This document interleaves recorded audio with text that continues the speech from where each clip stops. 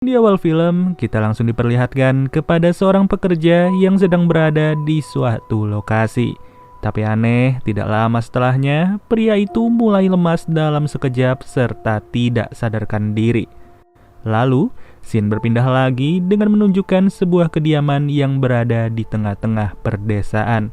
Tercermin dari bentuk rumahnya yang tergolong mewah, sudah jelas rumah ini ditempati oleh sebuah keluarga yang sangat-sangat berkecukupan, yang dimana keluarga itu terdiri dari si anak sulung bernama Guert, si anak bungsu bernama Guto, seorang ibu bernama Glenda, dan juga seorang ayah bernama Gwyn. Masing-masing dari mereka mempunyai hobi yang berbeda serta rutin dilakukan selama tinggal di perdesaan ini. Beberapa waktu dari itu, tibalah seorang asisten dapur yang sengaja dipanggil oleh Glenda untuk membantunya mempersiapkan acara makan malam. Baru saja bertemu, Glenda langsung terheran-heran kenapa wanita ini tidak datang tepat waktu. Padahal dari jauh hari, ia sudah diberitahu bahwa lokasi dari rumah ini cukup jauh dari perkotaan. Namun hal tersebut tidak membuat Glenda menjadi emosi sama sekali. Lain halnya dengan Guto yang harus merasakan sakit luar biasa setelah plat kapak malah terjatuh serta menimpa kakinya secara tiba-tiba. Alhasil, Guto pun langsung memeriksa keadaan kakinya pada saat itu tanpa memberitahu Glenda serta keluarganya yang lain. Ya gimana ya, kalau dilihat-lihat sih tiap anggota dari keluarga ini lebih memilih untuk fokus pada kesibukannya masing-masing.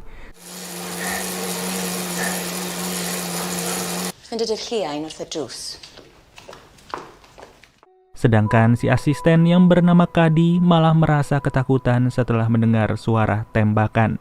Dan sudah jelas tembakan itu berasal dari Gwyn yang sedang berburu di dalam hutan. Anehnya, taplak meja yang tersentuh oleh tangannya Kadi langsung menjadi kotor seolah-olah ia baru saja bermain tanah. Padahal tangannya itu benar-benar terlihat bersih serta tidak ada tanah yang menempel sama sekali. Setelah taplak meja sudah diganti, barulah Kadi mulai disuruh untuk menata gelas-gelas dan juga peralatan makan di meja tersebut. Tapi dengan sengaja, Kadi malah memoles seluruh air liurnya ke tiap-tiap gelas tanpa alasan yang pasti. Terlebih lagi, Kadi benar-benar tidak fokus dengan pekerjaan itu, melainkan ia malah mengelilingi rumah tersebut seperti ingin mencari tahu apa yang sedang dilakukan oleh tiap orang.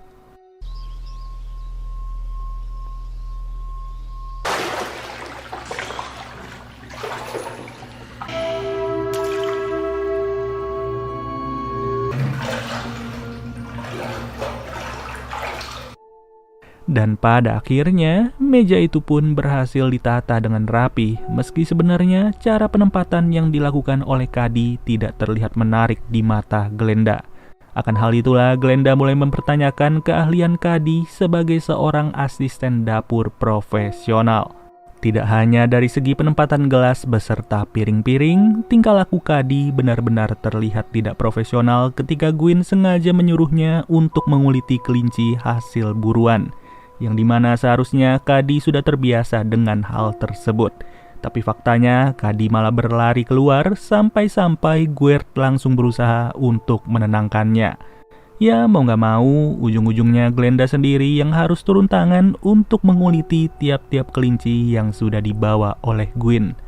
Di sisi lain, Glenda yang melihat pakaiannya Kadi sudah kumel seperti itu pun sengaja menyuruhnya untuk mengambil salah satu pakaian di dalam lemari. Tentu dengan alasan kebersihan adalah syarat nomor 1 untuk berada di rumah ini. Ketika hari menjelang sore, Glenda mulai bersiap-siap untuk berpenampilan serapi mungkin. Karena ia tahu malam ini akan ada pertemuan dengan salah seorang bos besar dan juga salah seorang warga demi membicarakan sebuah bisnis. Pada saat yang bersamaan, Guto sengaja mengajak Kadi untuk mengobrol berduaan saja. Yang dimana Guto bercerita tentang luka pada kakinya dan ia membutuhkan beberapa obat-obatan tanpa harus diketahui oleh kedua orang tuanya. Mendengar hal itu, secara cepat Kadi pun langsung menuntun Guto ke dalam hutan demi mengumpulkan beberapa jamur yang dipercaya dapat mempercepat proses penyembuhan. Dari sinilah Guto sendiri heran bagaimana caranya Kadi bisa mengetahui lokasi dari pohon tersebut. Padahal ia sendiri belum pernah masuk ke hutan ini alias baru pertama kali datang ke perdesaan ini. Saat sore tiba, datanglah seorang bos yang sudah ditunggu-tunggu oleh keluarganya Gwyn. Pria yang bernama Yuros memang terlihat sangat kaya sampai-sampai ia tidak peduli kalau salah satu lampu mobilnya baru saja pecah tertabrak oleh orang lain. Tapi entah kenapa, Kadi malah tertarik dengan pecahan lampu tersebut dan ia malah memasukkan pecahan itu ke dalam roknya. Usut punya usut, Yuros sudah bekerja sama dengan keluarga ini dalam menjalani proyek pemanfaatan lahan secara besar-besaran. Nantinya lahan-lahan yang mereka ambil alih itu akan dijadikan kota baru demi kemajuan desa ini sendiri.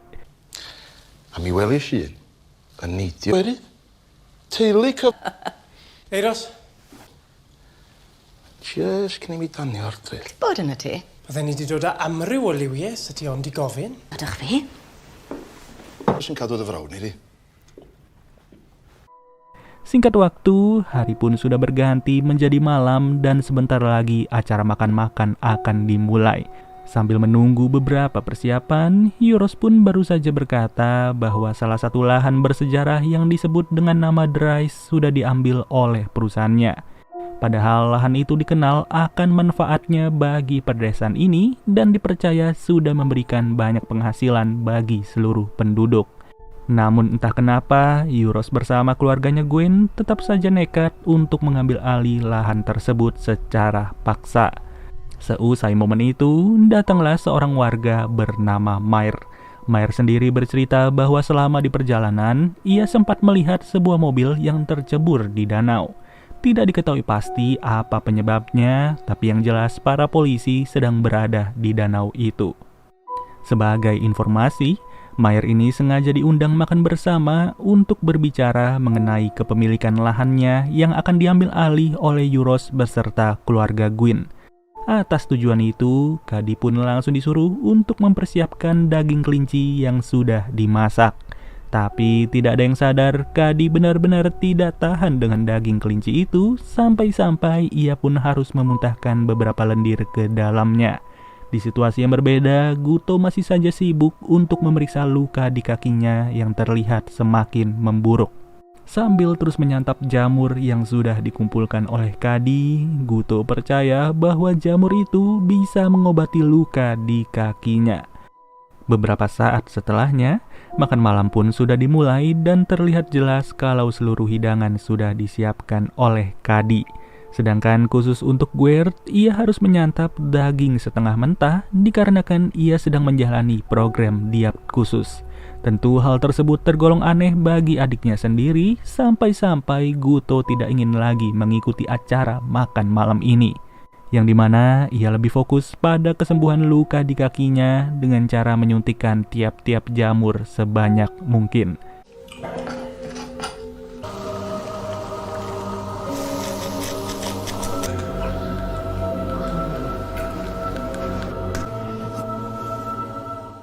Kembali lagi kepada suasana makan malam, Mair yang terus dibujuk untuk menjual lahannya pun mulai semakin tidak nyaman dengan segala paksaan yang dilontarkan oleh Gwyn, Glenda, dan juga Yuros.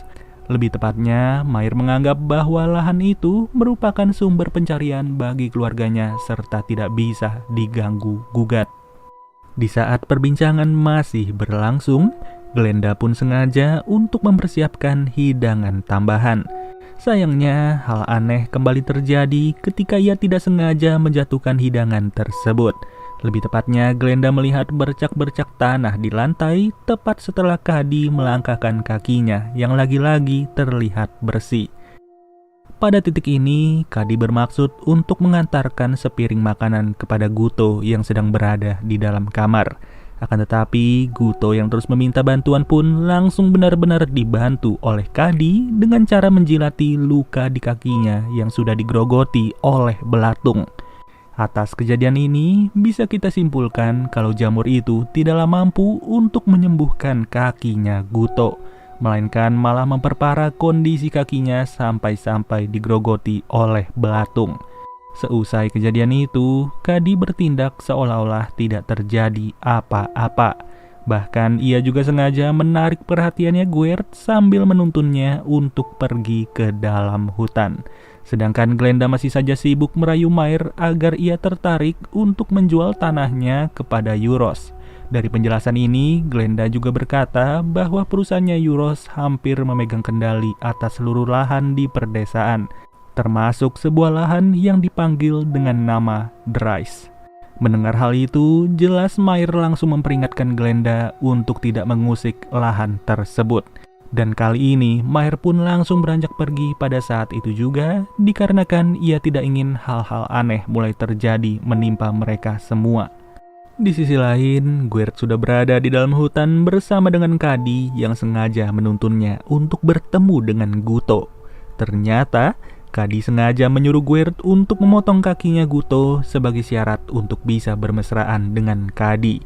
Ya, tanpa disangka, Guert rela melakukan hal itu dan mereka berdua pun langsung bermesra-mesraan di dalam hutan tersebut. Namun lagi-lagi, Guert juga harus terkena jebakan Batman yang sudah direncanakan oleh Kadi. Kalau kalian ingat, Kadi sempat memasukkan pecahan kaca ke dalam roknya. Yang tidak lain tidak bukan, kaca itu sudahlah dimasukkan ke dalam kemaluannya dan hal tersebut sengaja dilakukan untuk membuat Guert kehabisan darah setelah bermesraan dengan Kadi. Gak lama setelah itu, Mair pun kembali lagi ke rumahnya Glenda demi memberitahu bahwa para polisi sudah menarik mobil yang tercebur dari dalam danau. Dan mengejutkannya, ternyata penumpang mobil itu adalah seorang perempuan yang berprofesi sebagai asisten dapur. Ya, sudah jelas kabar itu langsung mengartikan bahwa selama ini seorang perempuan bernama Kadi yang bekerja dengan Glenda bukanlah benar-benar asisten dapur yang ia nantikan. Melainkan sosok Kadi sudahlah diambil alih oleh makhluk lain yang berpura-pura menjadi asisten demi tujuan tertentu. Secara cepat, Gwyn pun langsung menjadi target berikutnya dari Kadi sendiri, yang dimana nyawanya sudah dipastikan akan hilang sebentar lagi. Bahkan situasi juga semakin memburuk ketika Euros secara tiba-tiba tidak merasa panik sama sekali. Padahal situasi di rumah ini benar-benar sangat mencekam dan hal itu langsung dirasakan oleh Glenda. Terlebih lagi, ia juga baru sadar kalau kedua anaknya sudah tidak berada di dalam kamar.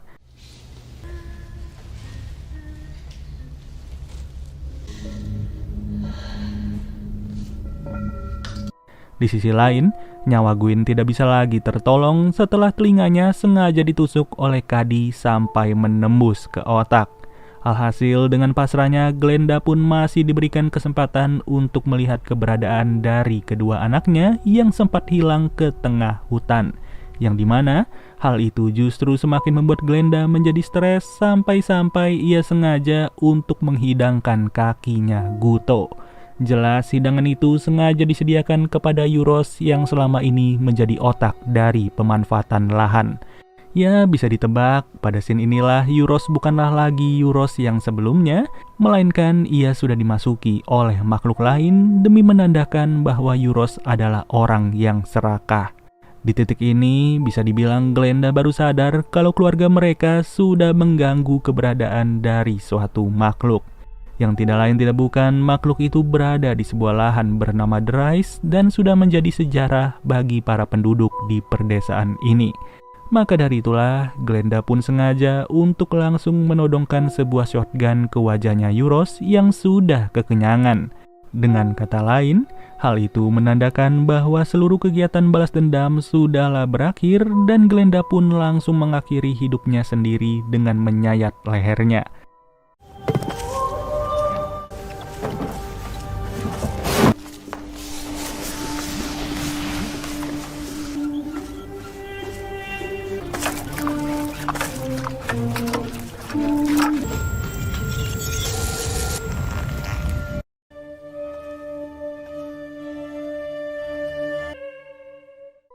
Ya, pada intinya sih, film ini mendefinisikan sebuah kondisi di saat alam merasa murka setelah seluruh keindahannya dirusak oleh keserakahan manusia. Secara tidak langsung, seluruh pesan tersirat sudah disimpulkan ke dalam sebuah film yang sangat-sangat gua rekomendasikan untuk kalian tonton. Sebenarnya dari awal film dimulai, kita juga sudah diberitahu kalau Cady bukanlah orang biasa. Memang kalau dilihat secara kasat mata, ia terlihat bersih-bersih aja. Padahal mah ia aslinya berasal dari dalam tanah yang sudah jelas ia merupakan penunggu dari lahan yang bernama The Rise. Oke deh guys, mungkin segini aja pembahasan alur cerita dari film The Fist 2021. Sampai bertemu lagi di video berikutnya. Gua Nandi